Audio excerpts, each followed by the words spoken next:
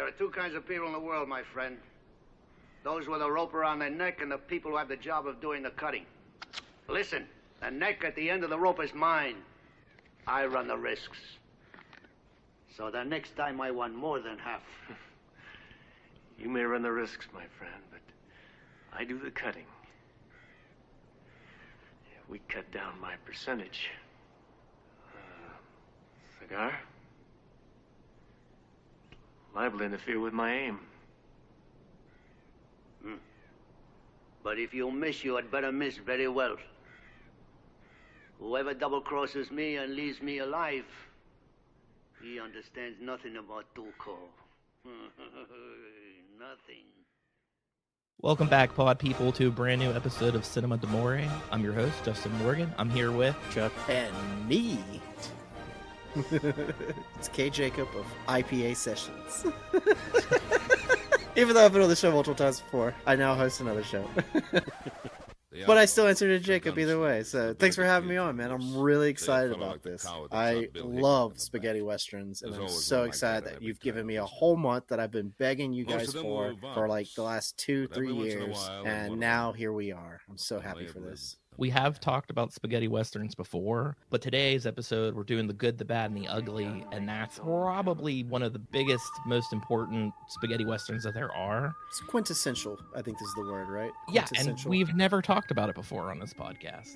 Which is shocking, because isn't it Criterion as well? It is not Criterion. That's a fucking shame. I did watch an extended cut, though, because I upgraded my DVDs to Blu-ray, and I didn't realize that it came with an extended cut. So you watched the 3-hour Blu-ray English language version that I watched? That's the one I watched as well. Yes. It's great. It has more dialogue and more moody scenes with no dialogue. It's brilliant. Every once in a while, you get old Clint Eastwood because they re-recorded. Yes! They had to re-record that, so there's that noticeable, like, oh, let me tell you about these soldiers. And you're like, whoa, what happened to Blondie? He aged 40 years in... I distinctly heard him during a scene when they were in the desert, and he was like, get off my lawn.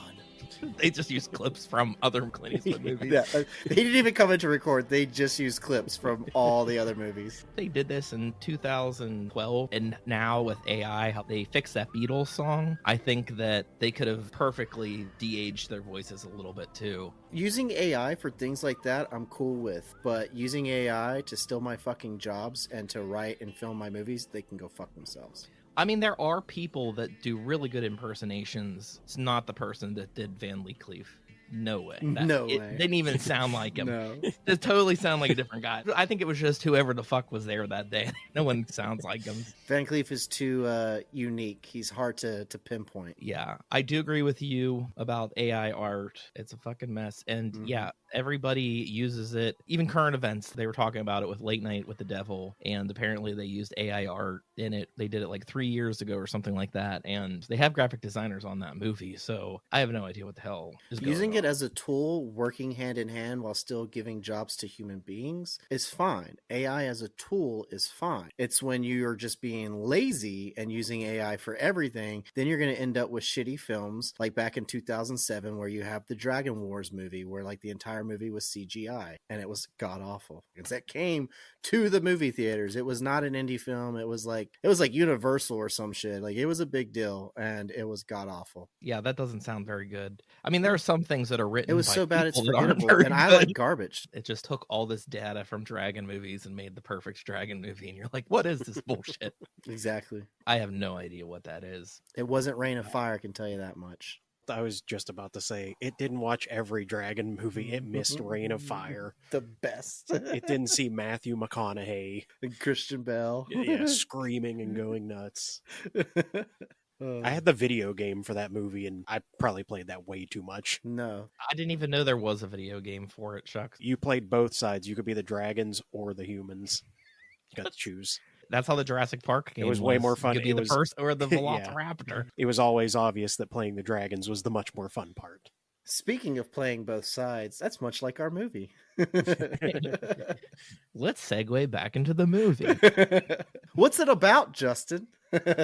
Money. That's the bottom line. I think there's an underlying tone of friendship as well, like true buddies, like the original buddy cop film. Yeah, and there's like a layer of respect, even if it's your enemy, that I think is Yeah. interesting. I also really like how the movie labels these people the good, the bad, the ugly. They're all kind of variations of all of those Well, characters. supposedly the good, who is Blondie, aka the man with no name, aka Clint Eastwood, he is the representation of what they say, the quintessential good. Like he is always good, or to the point of as good as you can be. And then you have the bad, which is Lee Van Cleef, who is the quintessential, like, he's just a bad man. He does what he wants to do. He kills just to kill, whether it's in self-defense or because he feels like it. As he said many times in the movie, when he's given a job to do, he follows through. And I love that opening when you meet the bad, where like he's sent on a mission to kill a man because he was paid to. The other man, before he killed him, paid him to kill the other guy. So when he went back, the funny thing is he also paid me, and I always follow through on my job. So he literally killed 2 people and kept all the money, which good for him. But as a bad guy, he's like, I'm just assuming that he gave me that money not as a bribe not to kill him, but to kill you. So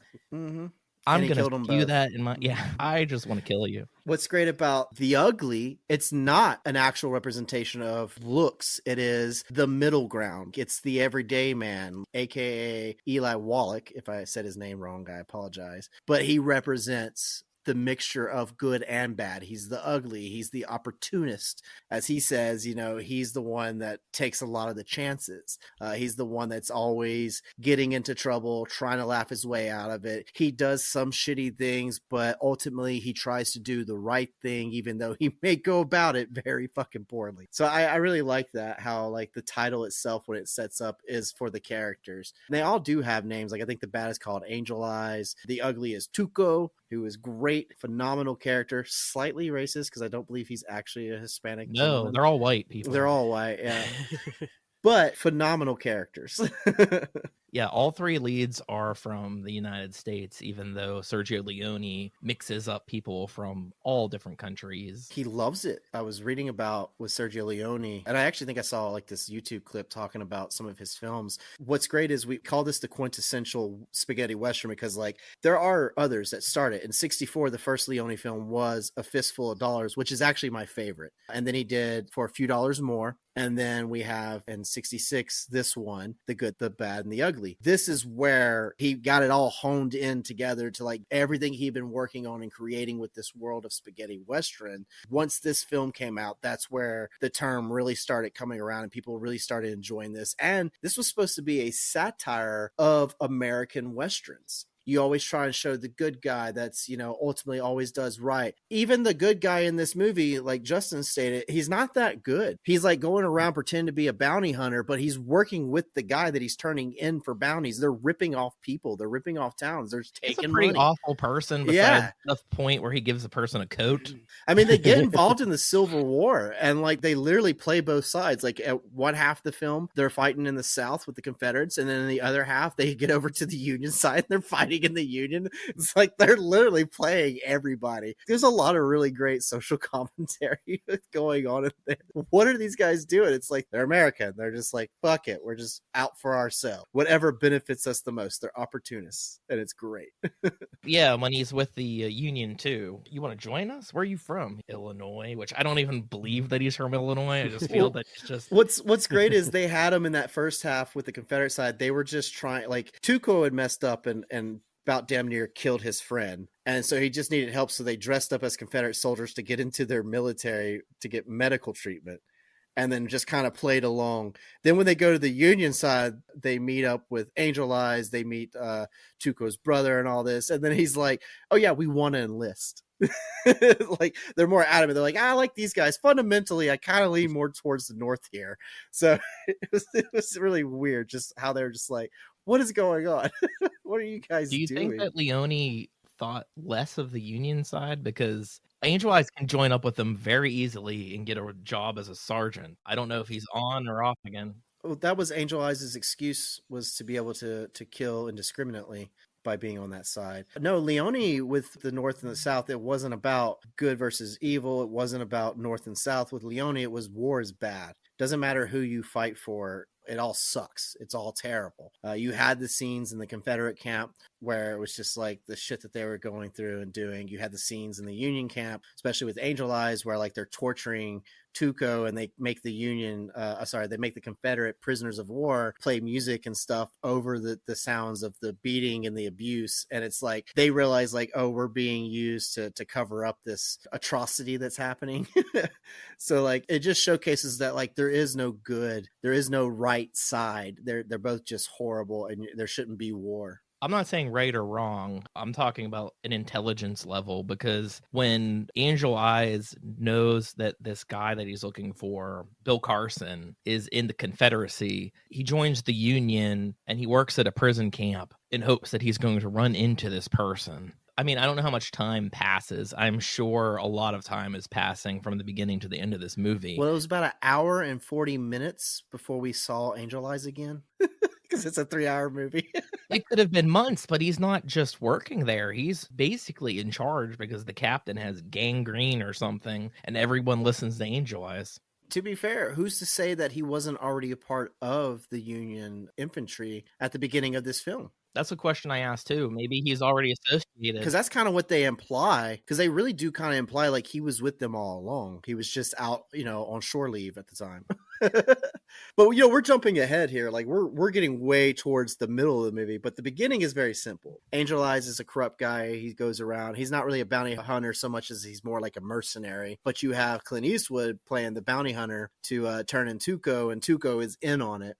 So they're like a tag team duo. They do have this unique friendship and understanding, but they're both cutthroats who wouldn't not hesitate to stab each other in the back if the opportunity. So it's like, it's really interesting, their dynamic, because like that opening scene when you meet them, it shows Clint Eastwood rescuing him, but really he's there to turn him in for a bounty. So like it feels like a normal opening to a movie. It feels like a normal Western here. You're like, oh, he's going to turn in his bounty. And then you realize like, oh no, Tuco's one of the main characters, because Clint Eastwood, after he turns him into this town and they got him sitting on a horse to hang Tuco, he's off in the distance, and then he fires shots to break the rope, and Tuco can ride off, and they split the reward money. Yeah, he's not a bounty hunter. He's a con man. He's a con man. But it's interesting because it's like at any moment he could technically just keep all the money if he wanted. But I noticed that they keep doing this because it keeps raising the price of the bounty, which is unique too.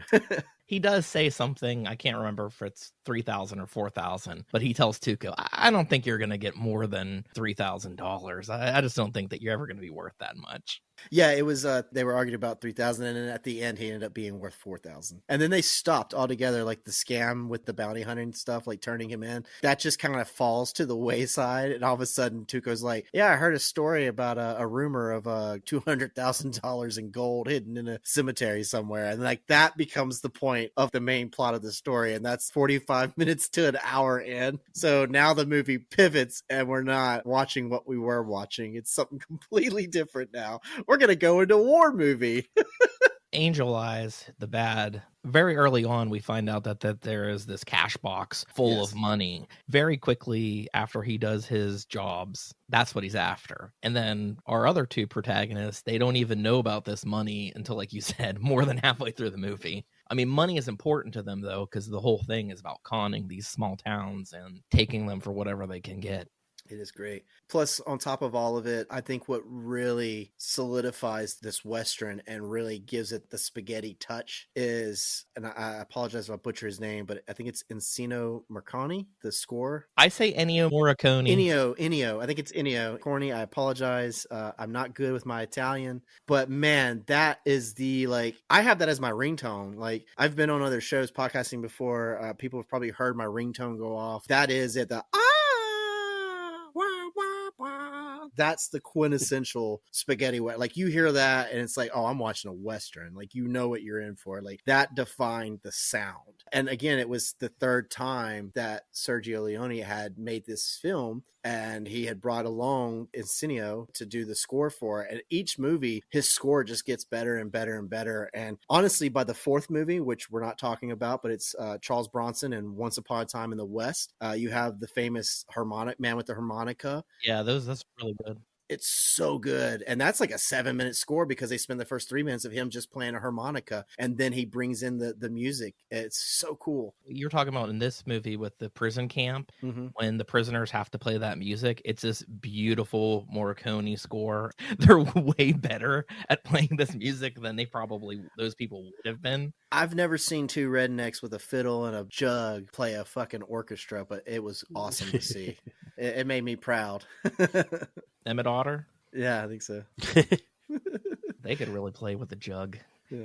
What's cool about this movie too is it's the third film that he made, and they called this the Man with No Name trilogy because in every movie, I said earlier, A Fistful of Dollars, For a Few Dollars More, and The Good, the Bad, and the Ugly, it stars Clint Eastwood. He wears the same brown poncho, brown hat. It eventually, whether it's there in the beginning of the film or not, he will always show up in that exact wardrobe, which is why at the end of The Good and the Bad, the Ugly, he has the poncho, he's got his cowboy hat. It's that definitive costume that we know from A Fistful of Dollars and A Few Dollars More. Like, it's Clint Eastwood. That's how we all see Clint Eastwood when we think spaghetti westerns, plus the cigarello in his mouth. Well, they call it the trilogy, but I found out they're not in any way related. Like, they're not actually a continuation of any kind. And in each film, he is considered a man with no name, but it's only in A Fistful of Dollars where he actually is a man with no name. Like, he doesn't have a name at all. But in A Few Dollars More, I think he has like a nickname that people refer to him as. And of course, in this one, The Good is called Blondie. Yeah, Blondie is not this guy's real name.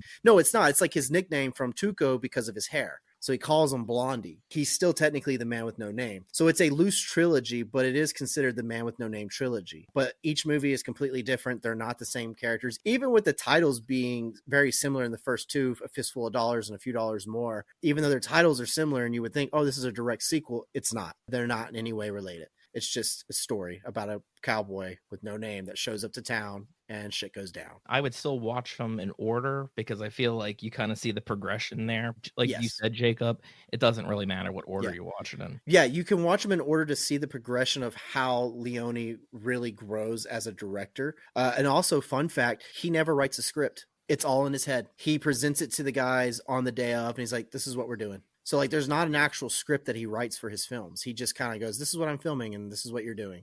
Seems terrible. I said earlier, you know, The Good and the Bad, the Ugly was supposed to be his satirical take on Western films, like your John Wayne movies, you know, where like the cowboy is a good guy. American cinema always romanticized the West, and it wasn't that way. Even in spaghetti westerns, it's slightly romanticized, but they try to be more gritty with it. The cowboys, even Clint Eastwood, they're gruffy, they're dirty, they're just gross looking. Whereas in the American westerns before that, from the 50s, 40s, and early 60s, they're clean, brand new outfits. You know, cowboys tend to wear a lot of white in their gear. They always shoot from the hip. It's justified. Whereas in Leone's films, it's like, you took my shit, give it back. No, you're not giving it back. Bang, bang, you're dead. Now I got it back. Leone's casting is great too. Your teeth are all fucked up, you're in.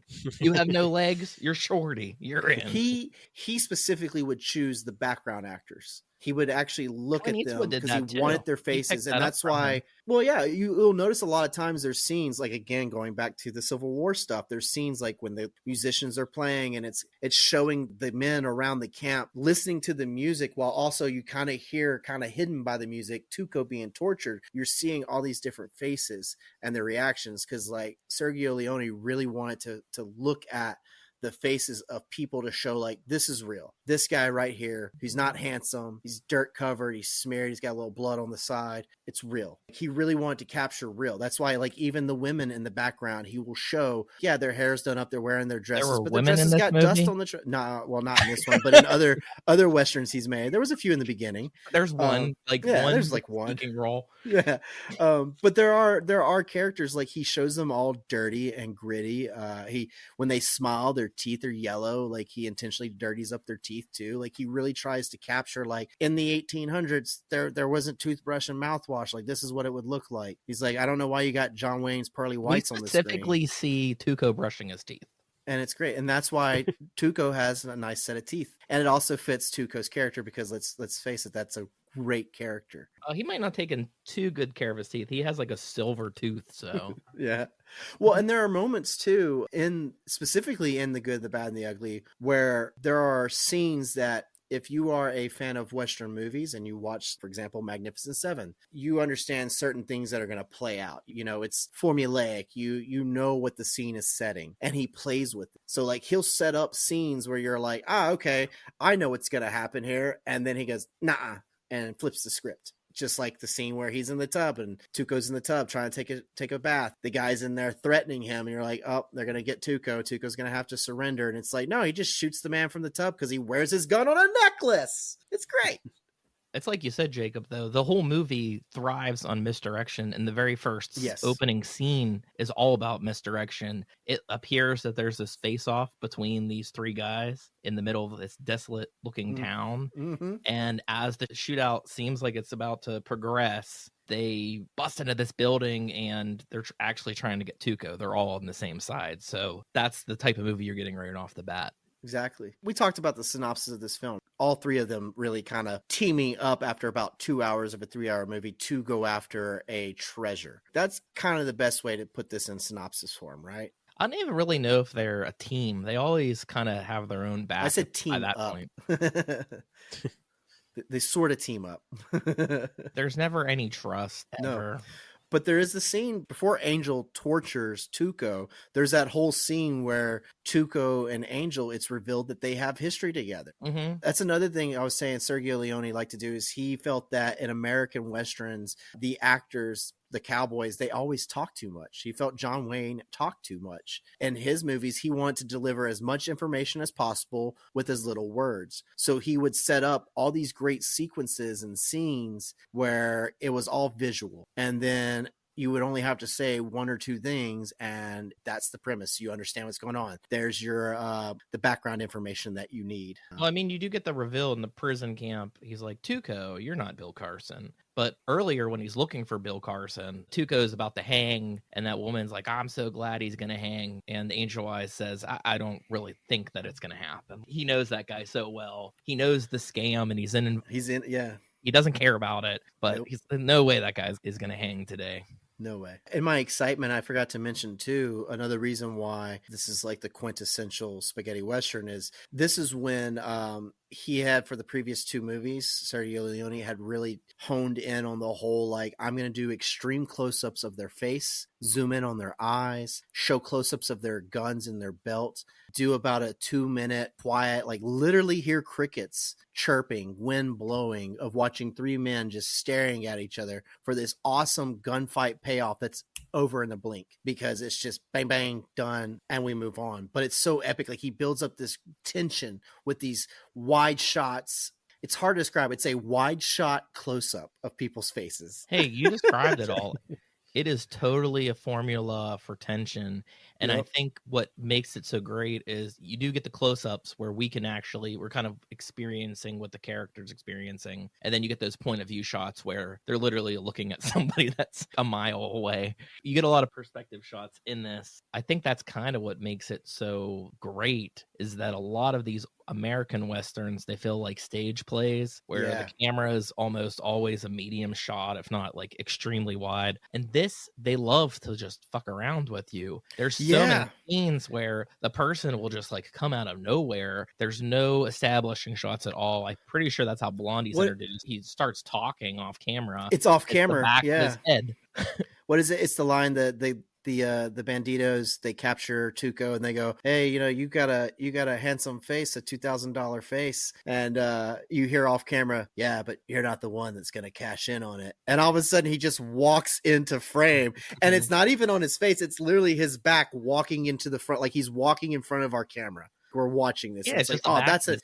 It's epic. And like, you just hear him talking, the back of his head. You see his hand in his pocket of his jacket. And they do the Mexican standoff, quote unquote. They're all three surrounding him, 3-on-1. He loves those odds. And it's quiet. The wind's blowing. The crickets chirp. And then he just shoots his gun through his jacket at the dudes. And then the camera kind of like shows Tuco smiling because he's happy to be alive. And we see Clint Eastwood. It's such a great introduction to that character, and it's so mysterious and cool. And then, of course, like you were saying, like it surprises you a lot of times. Like they stay so tight when there's two people in a scene. It's not a wide shot. It's like it's close up of them. Just like with the faces, is like a wide shot close up. But when it's two characters in a scene, it's like just focusing on those two characters wherever they're at, whether they're walking or whatever. So like you feel like you're kind of tagging along with them, and then somebody will pop up out of nowhere. For example, they stumbled into the Union Army camp, and they're just like, "Oh shit, we walked into a Union Army camp," and you're like, "Where were you walking? How did you get there?"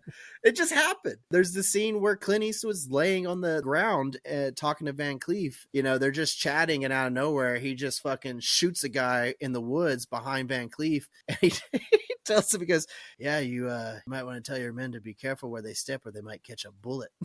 Did you see that, Chuck? Did you watch that version? Yeah, Okay. Oh yeah. we all had the same version. I wasn't 100% sure. This is the first time I had seen that version. So it was really throwing me for a loop when I was seeing shit like that. That's where those guys come from, because it just kind of felt like in the original that Angel Eyes was there with his gang, not that they went one-on-one and then he's like, yeah, I brought a backup gang just in case. Which I don't even think he needs, because Angel Eyes, Blondie, Tuco, they are all perfect shots.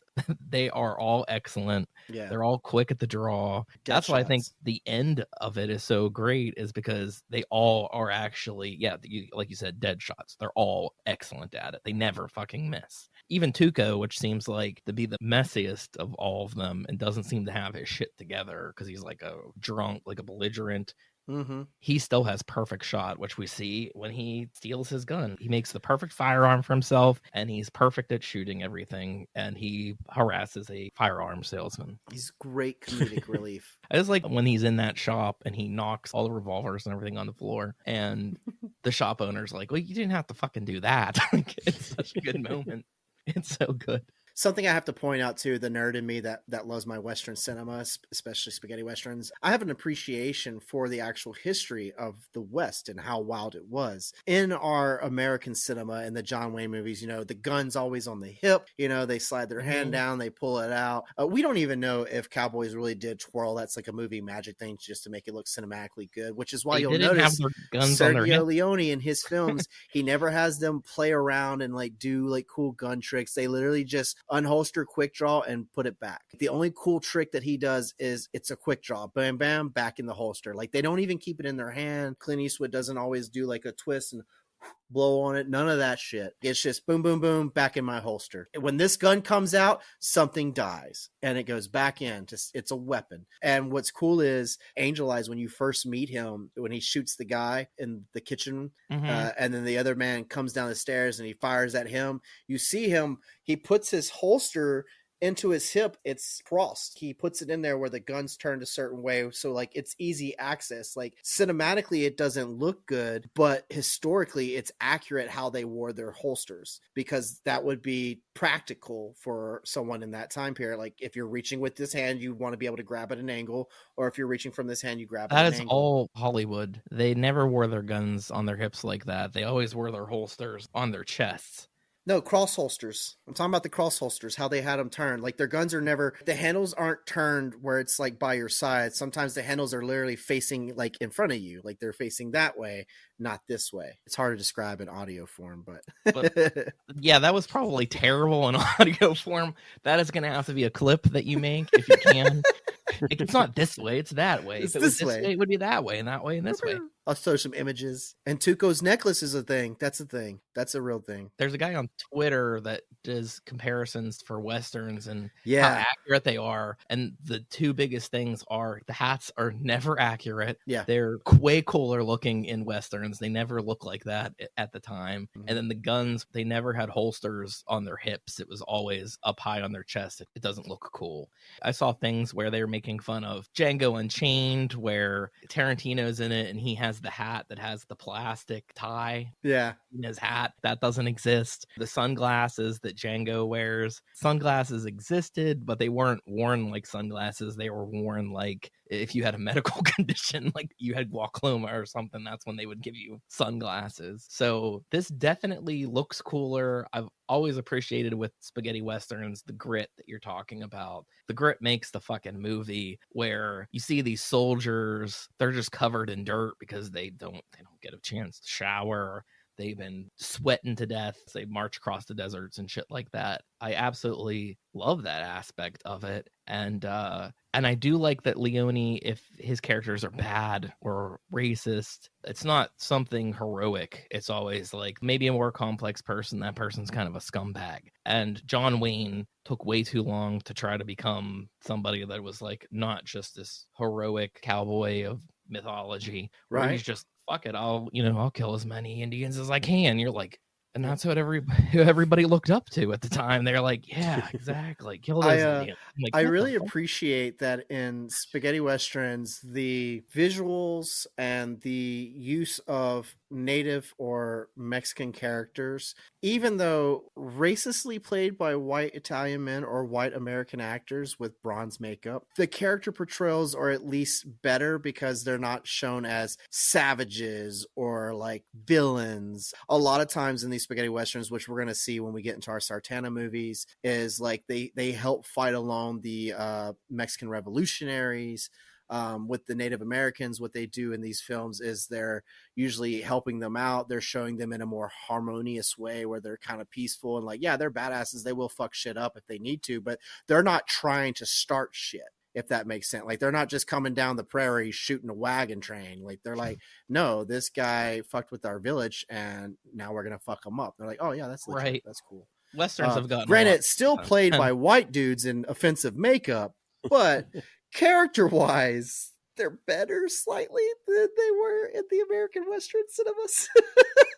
It's hard to defend it, but it is what it is. In Italy, they probably weren't getting very many Native American actors or had any access Yeah, to right. Native Yeah. American actors at all. But I'm thinking of things like Deadwood, where In the Deadwood great Montana sounds like deserts of Italy, racist they didn't them. have Native American actors. Well, they had them, but maybe they didn't want to do that shit, and they probably didn't want to go across the ocean to Italy to film whatever these movies ended up being. But I was gonna say, with like Deadwood, the show, Great show. that's a prime example of they're very racist towards the Indians, but they've also set up why the Indians are basically just fucking attacking them around. It's because they've been slaughtered to the point that they're not even fucking around with them anymore. They're going to kill anybody that's in their territory. So, there's a lot of explanation Because for historically, we broke every fucking treaty we gave them. We kept constantly pushing them off their land. We did so many horrible, nasty fucking things. And I do not fucking blame any one of them for being how they were during certain times, because what other fucking choice were they given? They were already the bad guy. By the way, I want it known that like scalping is not a native thing. Native Americans did not scalp. That was not them that started that shit. That was us. That was us that did that. And it got to a point where it was so bad that, because we were offering bounties for scalps that would be turned in, and it got to a point that it was so bad that we were just scalping anyone to try and get a bounty. So sometimes, white Americans would be turning in other people's scalps to be like, yeah, I killed a Comanche. Look at this. And it's like, that looks like Lady Jane's hair. That's her long, scalp beautiful attached hair. to it. What is that? Yeah, that's definitely not the hair we thought it would. Yeah, it's pretty rough. The history is rough. They don't talk about it as much. Nowadays, I want to say like maybe since the 90s and early 2000s, the portrayal and understanding of the West is showcased a little better, because the cinematic history of Westerns has to evolve over time. I mean, it's the whole reason why we had spaghetti Westerns. It had to evolve because people are like, I'm not really feeling the cowboy knight in shining armor saves the day, because it doesn't relate anymore. Like that's not how it. Yeah, it's a nice romantic fantasy, but I'm done with that. And it's like, well, here's Clint Eastwood. Here's some gritty, surreal. Like, he's not a good guy. He's not a bad guy. He's just there. Yeah, Leone's like, I'm going to confuse them. There's all this grit, but we're going to give Tuco this beautiful umbrella as he makes his way across the desert. I love Tuco. I love Tuco.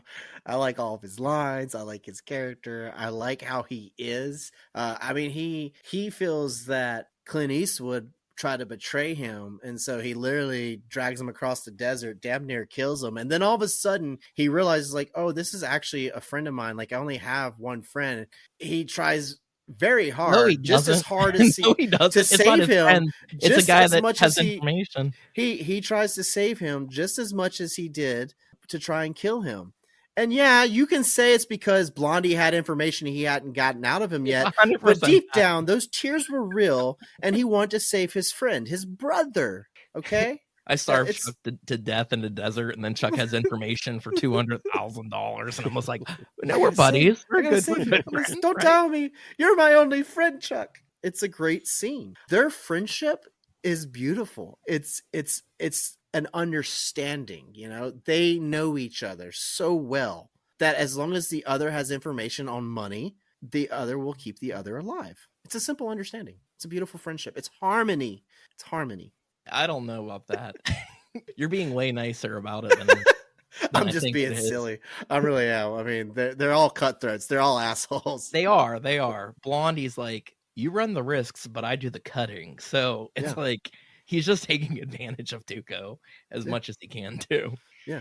And he ultimately does have the upper hand. It's really great. Because there's that scene, you know, where they say, you know, there's two kind of people in this world, those who wear the rope and those who do the cutting. And then at the end of the film, of course, he's like, yeah, there are two people in this world, those who have a loaded gun and those who do the digging. You dig. Like every time Clint Eastwood has the upper hand on Tuco. It's fucking great. I would have been very confident that he was lying to me about giving up the name at the cemetery. So like when he's there digging up that grave and the one next to it's unknown, like I felt, I don't know, maybe Tuco, you weren't thinking it through, but I would have felt it's not in this grave. It's got to be like this unknown grave next to it, because why else would Blondie even know that name, that was a person in the cemetery? Well, because that leads to the great scene where after they have the awesome final showdown, where once again Blondie fucks over Tuco. But let's be honest, Tuco was going to fuck over Blondie. But Blondie's a real friend, and he had Tuco's back. They tricked him, and he survived the gunfight while Blondie killed Angel Eyes.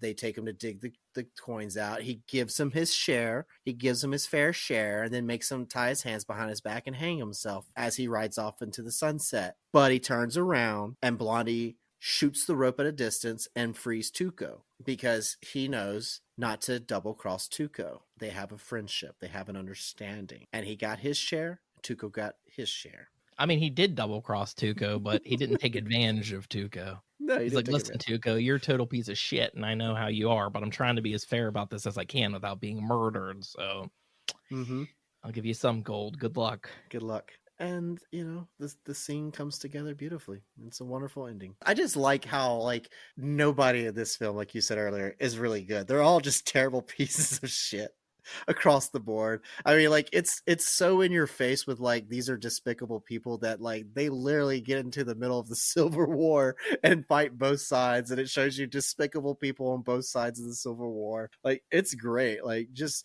the commentary on everything that Sergio is putting in your face is hilarious, because you're just like, God dang, like, wow, okay, just throw it right at me. None of these characters have an interest in one side or the other. They're just It's about their goal of self-preservation. making It's money. about the gold and willing to go to the extreme. Like, they're willing to go through a battle in a war just to get the information they need on this fucking treasure. It's all about this treasure. That's all it is.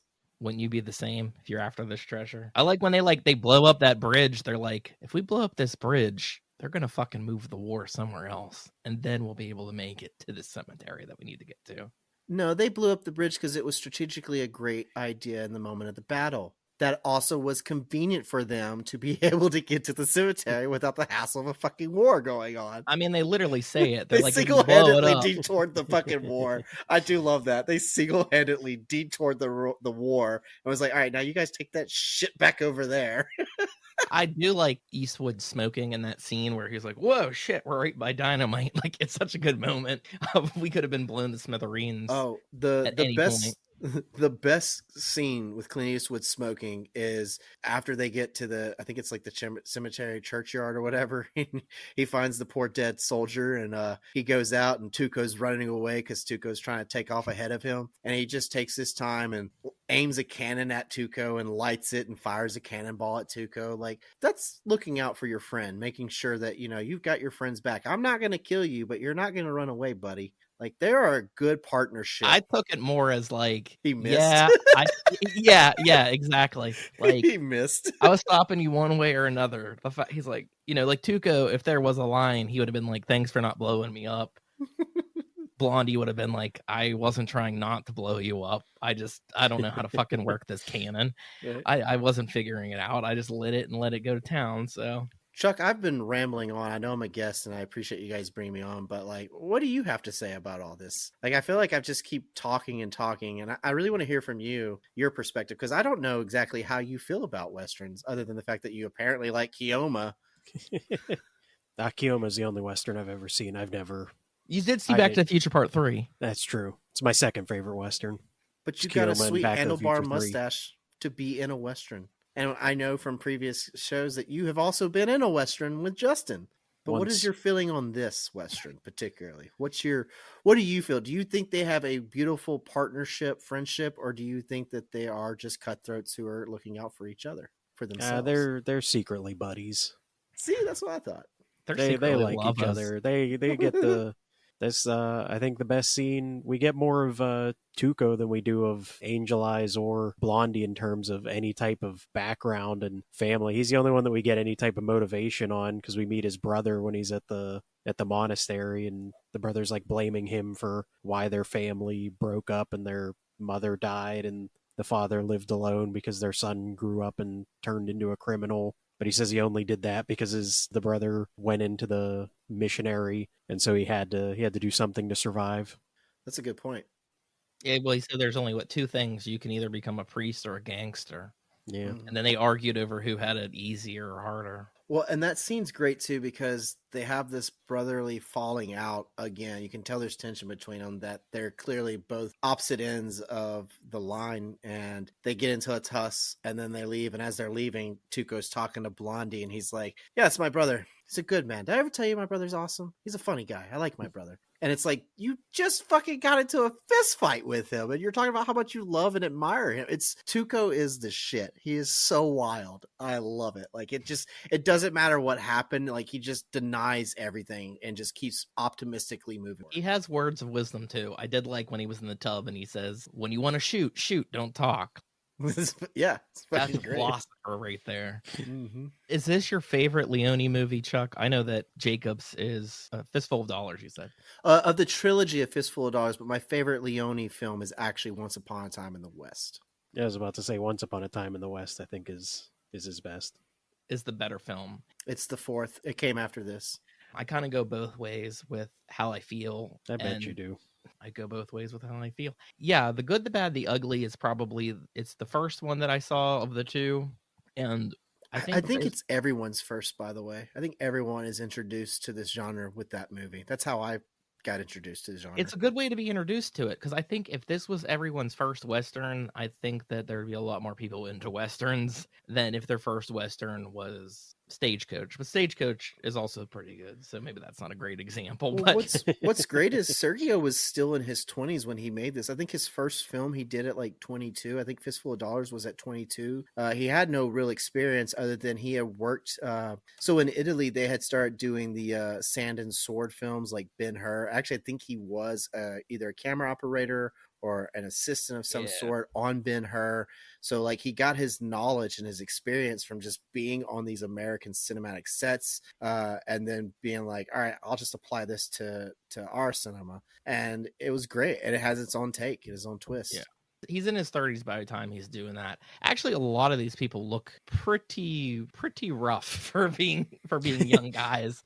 Lee Van Cleef is very much He's not that old. He's looking, for his age in that movie. He's already balding very hard. Well, what's great is we all know this: evil lives forever. He's the first to die, so he must have been in real life. So In real life and in the movie. True. Yeah. Very true. I gotta say, I need to give an honorable mention to Django, the original '68 Django. That is my absolute all-time favorite spaghetti western is Django, and that was brought to us by Lucio Fulci of the Zombie franchise. So like the master of cinematic Italian horror. I don't care what people say about Argento. It's Lucio Fulci and Mario Bava. But we got Django. And Django was the Italian answer to the spaghetti Western American trilogy, The Man with No Name. It's so weird. So you have your spaghetti Western, which was this Italian filmmakers using American actors producing films to put in American studio in American cinemas for American audiences, starring Clint Eastwood. And then you had Django, which was kind of the same premise. These films about a man with no name, but we call him Django. But really, he doesn't have a name. It's just called Django. It's so weird and convoluted. But like, there's a million of them. He didn't have a name. They just made that song up, and they're like, "The song's pretty cool. I guess we'll call him Django." Yeah, they just keep going, and then all of a sudden you have like, okay, you have the Django films, which is basically your Clint Eastwood movies for Italian cinemas. But I really like them more, and I don't know why. But they're really all the same. You'll notice when we start covering other movies, like when you see Sartana Pray for Your Death, the actor in that is not Clint Eastwood, but boy, do they do a good job of trying to cast Clint Eastwood. Every one of these westerns look just like Clint Eastwood. They try so hard to capture what Sergio Leone was doing for the American audiences. So, Chuck, why do you think that Once Upon a Time in the West is the better movie? Leone is a lot better of a director, but what do you like more about that movie? It has my favorite quote of all time, which is, "How can I trust a man wearing suspenders and a belt? I can't trust a man that can't trust his own pants." And that's it. It's that quote, that one quote. That's perfect. It's yeah, the greatest quote of all time. Probably ad-libbed for the movie, according to Jacob, where there's no not a script. better quote. I was gonna say I love it because it has that epic opening with him playing his harmonica. He's like, "This is your death rattle," like, and, all cool and shit. You're like, "Nah, man, I don't trust a guy who can't trust his own pants." That's pretty fucking dope too. That's a great line. Yeah, it's wisdom to live by. If you ever see someone with suspenders and a belt, what's that guy hiding? What is he hiding? He's doing a little too much there.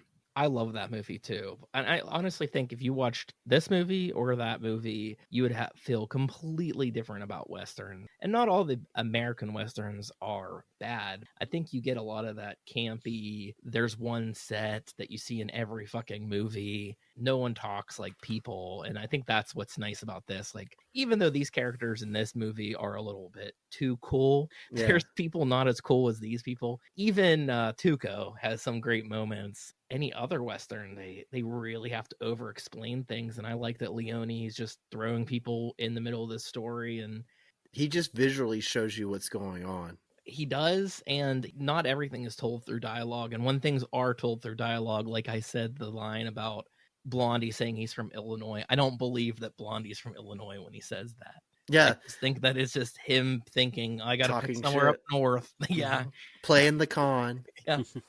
Which is what makes it great too, is the fact that it makes you think that way. And it's like, that's kind of the point. It's like, oh, he's from Illinois. It's like, no, he's not from Illinois. He's just talking shit. Like, have you not been paying attention to what's going on? Like, they're all full of shit. Like, they're all full of shit. They're con men. They're killer con men. He should have gone even more anachronistic and said, Alaska. Yeah, like, as north as what's that? Alaska. Where's Tuco from? Hawaii? They're not even states at that point. I don't think they're not states till like the 1950s. So look, Tuco's from New Mexico because he's not actually Mexican. Tuco is actually from New York City. New York City. And Van Lee Cleef is from New Jersey, of all places. No, he's an Ohio boy. You could see it in his eyes. He was born in New Jersey. I don't know if he moved to Ohio, but those angel eyes, they came from New Jersey. They came from New Jersey. New Jersey. Old angel eyes, Frank Sinatra. Is that what you're saying? Yeah. So these additional scenes that they have too for the extended version, they did throw me for a loop because I think this is the first time that I saw any of them before. And the ones, that weird one where Tuco like goes to a hideout with a chicken, and he's he's hanging out at the bottom of a cave, and his brothers show up. Yeah, like he's clearly talking to people that are there that we don't see, and like I love their entrance, but the dubbing is really bad in that scene too. It's cool entrance where they come down in these ropes. Oh, you have a way to split $4,000 with us? We're in. But I also want to see the scene. Well, I don't really want to see the scene. It would ruin the movie. But I want to know the scene where they hear Tuco coming, so they decide to climb up on top of this cavern somehow. That's what I want to see. Well, what I like is when Blondie, Clint Eastwood, is in his room, and the three men that Tuco got to come in on the hunt because he was like, hey, I got a way to split money with you. They show up, and it's because he hears their spurs, and he fires shots as soon as they open the door, and he kills all three, and he's like, it's your spurs. And then all of a sudden you hear the spurs again, and he turns around, Tuco's at the window, and he's like, there are two kind of spurs. Like every time these guys had dialogue, it was always, there are two kinds. Like that was the conversation between them constantly. It was like, basically, fuck you, motherfucker, was their conversation every time. Like, I'm gonna one up you each time. And I really like that every time. Yeah, and then it's like funny because the cannonball like takes out the building and drops the floor, and then Tuca's like, God damn it, he got away. I also want to say, Tuco, props to his stuntman, because the very opening scene with Tuco getting captured by the banditos, they shoot his horse, so he falls off his horse. Clint Eastwood, near the end of the scene, fires a cannonball at him, which may or may not have been intentional miss, but it also knocks him off his horse. This stuntman was awesome. The stuntman in the for these horse scenes were fucking cool. I have to give them props. That was badass. They were wild. Time. They're like, dude, I'll do it. Give me a couple bucks, I'll fall off of that horse. Mm-hmm. We got sidetracked earlier. I was watching this the other night, and my girlfriend was playing her game, and she had her headphones on, but every 5 minutes she would just go, what is that noise? What is going on? And she'd go back to her game, and then she'd be like, what is that noise? And I'm like, are you talking to me? Because I'm watching in the living room, and basically what was happening is she just kept hearing, she was like, it's freaking her out. Well, I told her as I was watching, because she was like, this, and also it's a 3-hour film. So she looks up, she goes, this is still going. She goes, I feel like I've heard that sound every 5 minutes. I was like, because you have. Like, they played the shit out of that score every time. But the ending of the movie, where I was talking about earlier, where Tuco's hanging and Blondie shoots the rope to free him at the last minute, and he lands on the pack of gold, and like you think they're gonna do the credit runs, and like now Tuco's angry because he just got fucked over again, but he has his gold, but he's angry, and he's like yelling at him and saying shit, and he goes to scream, and as he screams, the camera freezes and it goes, ah. So I was walking to the bar the other day. Like that is every time. We kind of use it to cut out profanity. He's like, you bad, like that's how it cuts that scene. More extended scenes, the Angel Eyes visiting the Confederate soldiers, and the guys like fucking throwing the corn in the thing. That was weird. Some of it was just dragged out for no reason, because it's already a slow moving film too. That's another thing. It's one of his slower films. Like, it's really slow moving. Or that weird shot of Blondie where he sees Tuco's foot and he goes to grab the boot and it's just the boot. And I'm thinking, like, why would you think that was attached to him? Like, why would you think that was a foot? You clearly because he was having hallucinations from dying in the desert. I really like his makeup too, of being dehydrated and burnt up. Like, that's he looked like a burn victim in the desert. He took a fireball to the face from the sun.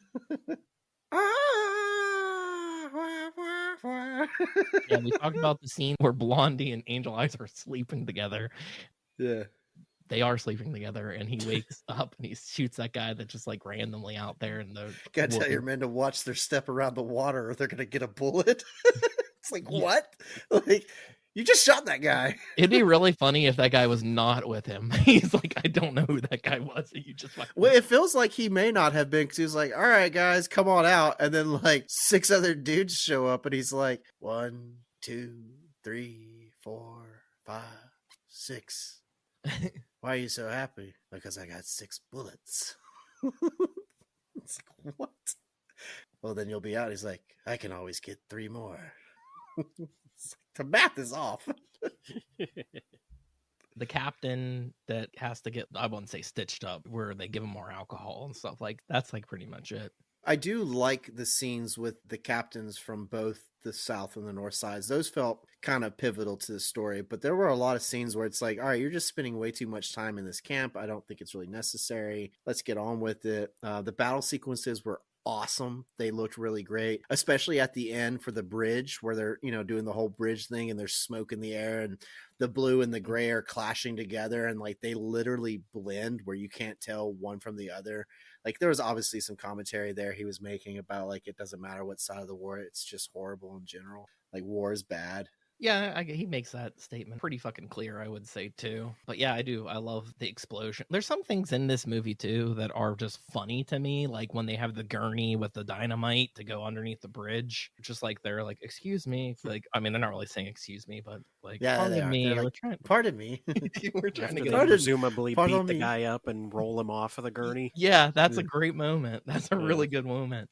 You just hear, hey, what? And just like a guy getting punched in the face. Yeah, that, and I really like the scene too where they're in that town that's getting desolated.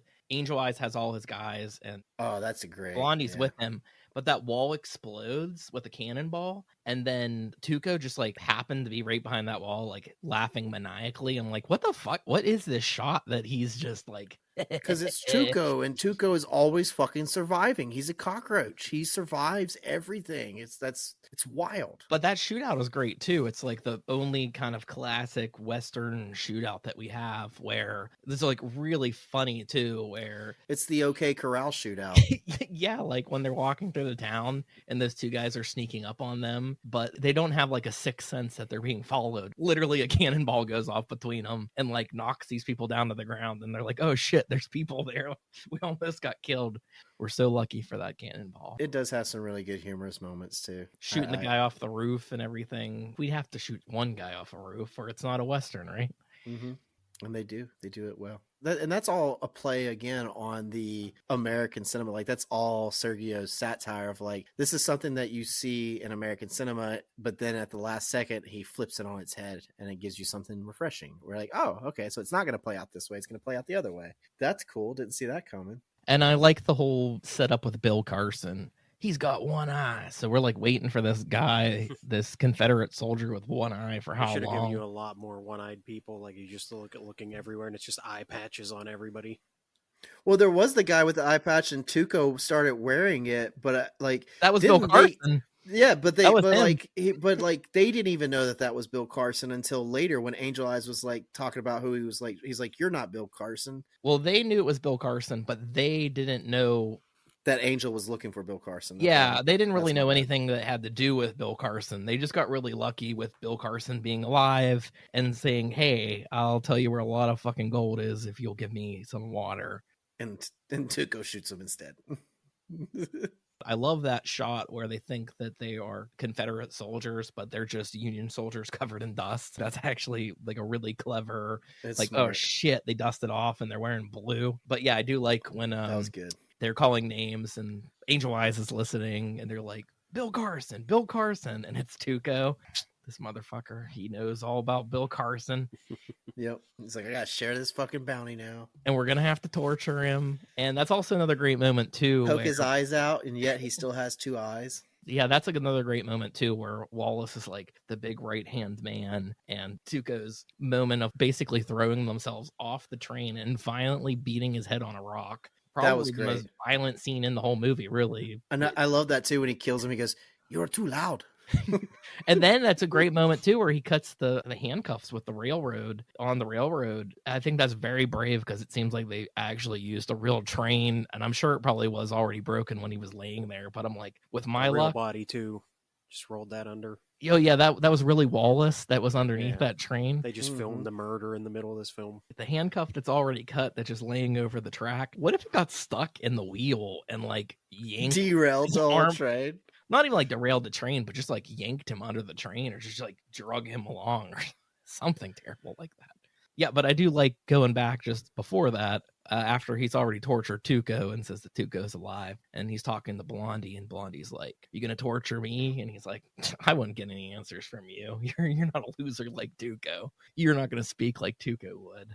Angel Eyes kind of almost just dismissed Blondie. It was just like, fuck this guy. I'll just kill him and be done with it. Like that way, it's like he can just deal with Tuco himself. But underestimate Blondie. Yep, Blondie was smart. He knew that he had information that was going to keep him alive as long as possible. And when you get to the end of this movie and they have their final duel, their 3-way duel, and he's like, I'll write the name on this rock. Yeah, that's great. Blondie knows that he's got to set up some rules because Angel Eyes is a man of rules. And Angel Eyes, if you're like, this is how things are going to have to be, Angel Eyes is following those rules. Oh, yeah, where he tells, before he writes the name on the rock, he goes, gun. And Angel Eyes holsters his gun and smiles like, I was waiting for you to write it. Because he was going to shoot him as soon as he wrote the name on the rock. Like, you could tell. So he holstered his gun. Like, it is clever. Like, it really shows who these people are and who their characters are. They do a great job of capturing them. And then I'm going to bring it up again because I always bring it up. It felt like it had a Dumb and Dumber moment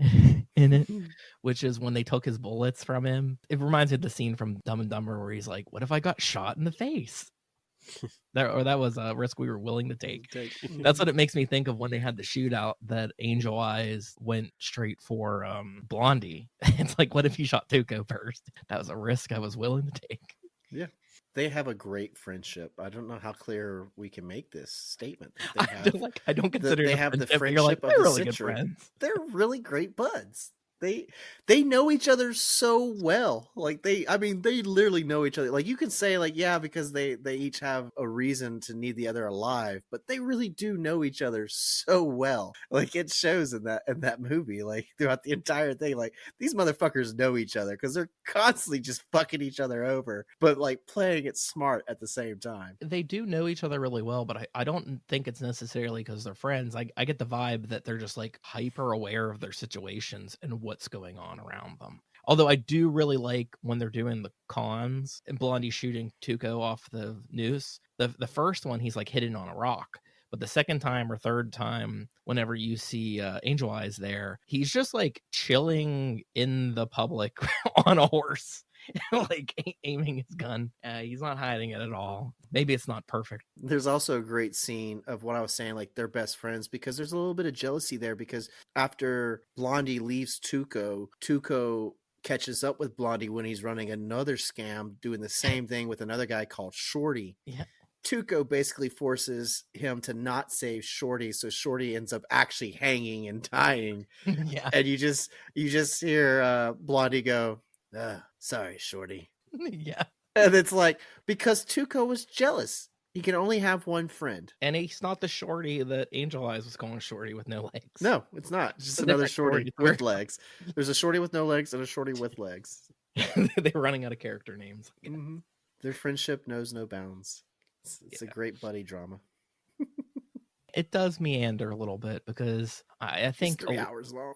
People wouldn't be very patient today if you're like, what is the fucking plot of this movie? Like, where did that guy go that was looking for gold? What are these guys doing in the middle of the desert? The plot right will now? happen at the 1.5 hour mark after the original runtime of a normal feature.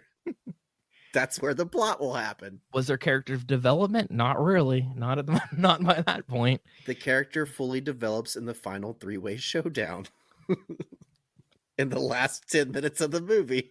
Not getting a lot of information on the characters besides Tuco. You do kind of get a good bit of information about him. You don't ever need it because the world feels lived in, and I feel like that's a good cheat sometimes for adding a lot of depth to your character. Well, yeah, I think with Blondie, you know what kind of man he is when, like I said earlier, like they have these scenes where like he meets some Confederate soldiers in passing, and then as he's leaving, after a battle, he sees their dead bodies. And then he does the same thing with the Union soldiers. He meets young Union soldiers in passing, and then after a battle, he comes across their dead bodies. And like you just see in his face every time he sees them, like, what a fucking waste. Like, it's a shame. Like, they're so young. They, like, you just see it in his expressions. Like, it shows you the kind of man he is without saying anything. And you get something similar with the development of Angel Eyes' character, and you get all of that in the first introduction to him, where like it literally shows him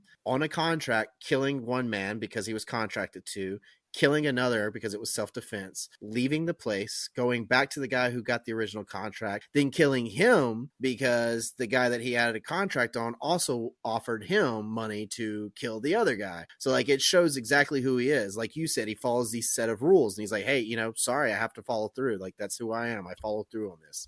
Whether it's a convenient excuse to kill, to just do it, or because he likes to, I don't know. But it shows you that. And then, of course, when you start seeing him throughout the film, you're like, oh, shit, the bad's around. Like, this guy's going to murder someone. Yeah, he already murdered a child.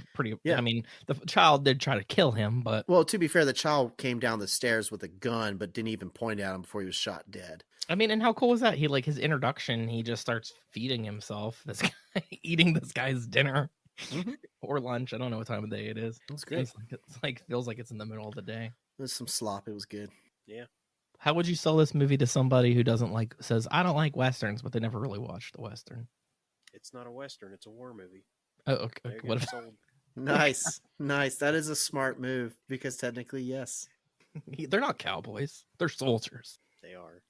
They'll be like, this is a goddamn Western. That motherfucker, Chuck. Actually, I like this. I think I'm liking this movie. I just think the style of it, which is, I don't think anybody's really as good as Leone. I do think there's a lot of people that are close. I mean, even down to the story and the dubbing and stuff, it's a pretty fucking impressive movie in my eyes. And I know you're talking about the runtime and you're probably scaring people off by talking about the runtime. Well, to be fair, we watched the extended English language version. The short which version added like 40 fucking 2 minutes hours to and it. 4.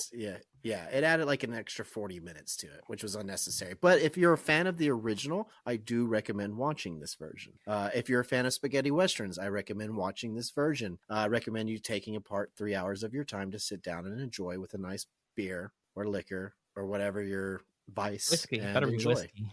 Yeah, because you're going to need it and a lot of popcorn.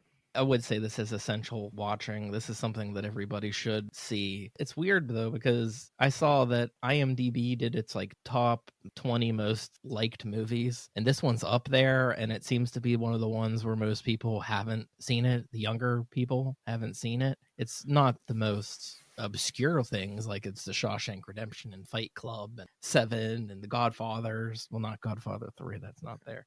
Right.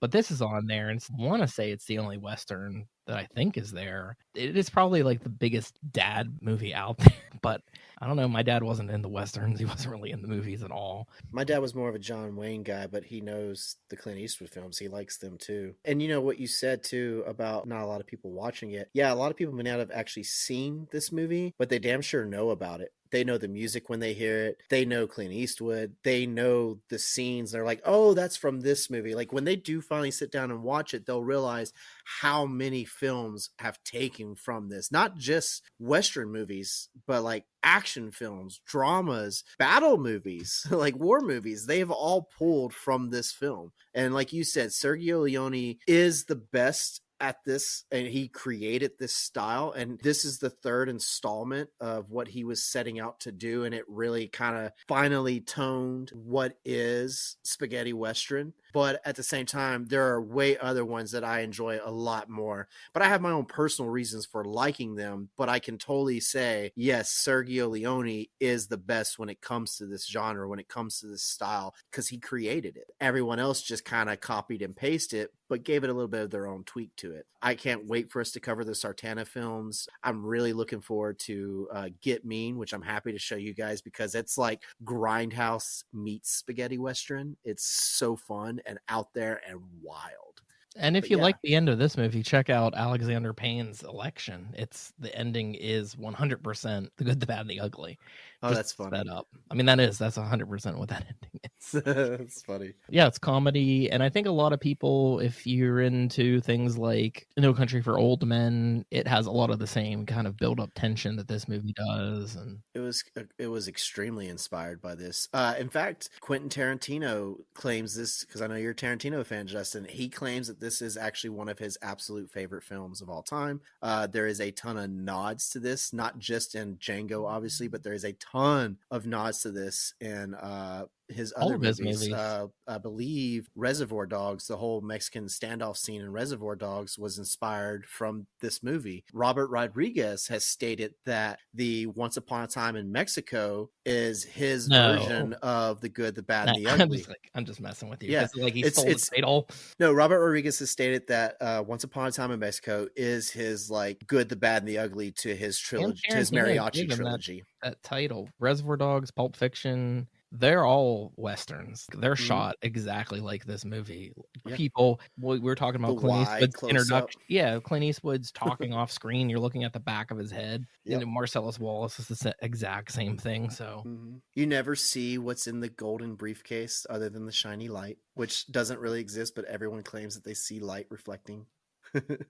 It's defined as genre. What's cool too about this movie is when it came out at the time, it was actually not really well liked or well received for audiences in 66, I believe was when it came out, 66. They thought it was too violent. They thought it was too they're like, yeah, it's slow and it's violent and gritty. They're like, but the violence is too much. And hey, I mean, the Hays Code was still happening then, so yeah, he's like, there's a point for it. He's like, that's what you should focus on. It's neat how everything that he's done, not just the genre itself, but just cinematically for such a young filmmaker, how much he's influenced other people in all genres. You see it everywhere. Like I said, even in romance, in drama pieces, you'll see something from Sergio Leone. I mean, I think to this day, when you want to create tension, I see it in TV shows too, when they want to create tension, like, oh no, the bomb is ticking down. We got to find a way to stop it. Is it the red wire or the blue wire? They'll zoom in on a wide shot close up of someone's eyes to show the tension of like sweat beating down their face. That's Sergio Leone. That's what you're watching. All that stuff that you see, that's spaghetti Western influence. Jacob. Yeah. You are also a podcaster. Is there anything that you would like to put out there for our listeners? Even though you've been on the podcast before, I just want people to know that you're still out there podcasting. I am still hosting my show, IPA Sessions. It's a podcast for independent artists. I like to provide inspirations for practical applications in entertainment. I have the new season airing right now. We have finally gone to video, so you can see my lovely face and all of my guests. I try my best to capture their art on video as well, and I just find the conversation really nice when you see two people talking, getting to have fun with that. And just a way to try and grow on YouTube with TikTok forever, how long that's going to be around. Of course, to be able to add stuff to Instagram Reels, which you can find IPA Sessions on all those places. On YouTube, it's IPA Sessions Podcast. The same thing for Instagram. It's IPA Sessions Podcast.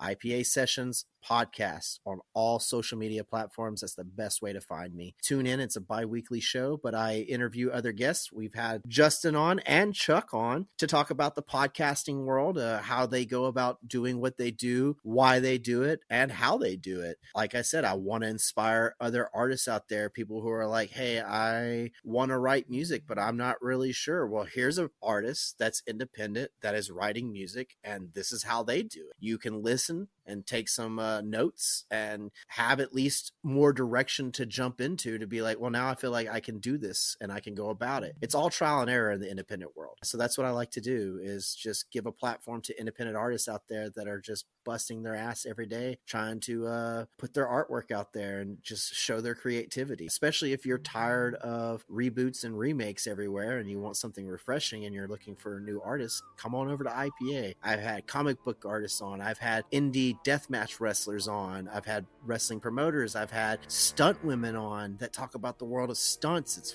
freaking dope. I've had podcasters, obviously, filmmakers, musicians, tons and tons of talented musicians, all genres, punk, rock, rap. Got country ones coming out soon. I have inkers and painters, illustrators, there's just anyone that is an artist of any kind. IPA is here for them. And of course, thank you, Justin, and thank you, Chuck, for having me come on to talk about my love of spaghetti westerns. I really enjoyed this, and I promise to be more well-rounded and contained in the next conversation. So I apologize if I got too excited and just blathered on and on, but I had a really fun time talking about all this. Your excitement's welcome. You're welcome. Hey, and thanks for having us on your podcast, which is actually really funny because the Friendsgiving episode that we're on, I'm pretty sure that's the one where you're like, God damn it, you need to do spaghetti westerns and I need to be on those episodes. That's it. Yeah, I called you out on the air. Yeah, and here we are. Just call us out and you'll get a whole month, maybe two. So if you want Justin and Chuck to cover a genre or a movie that you haven't heard them cover yet, call them out on it and it will happen. And you might even get to come on as a guest. More than likely, that's how it will go down. Thanks for being on, everybody. Thank you for listening, and we'll be back the next 3 weeks with brand new Spaghetti Western episodes. Yeehaw! Exactly.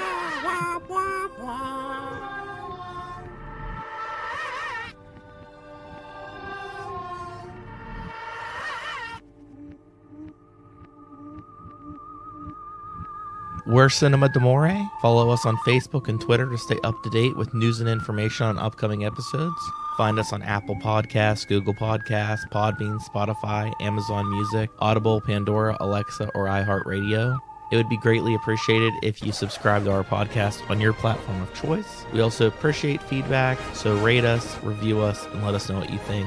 And above all else, thank you for listening.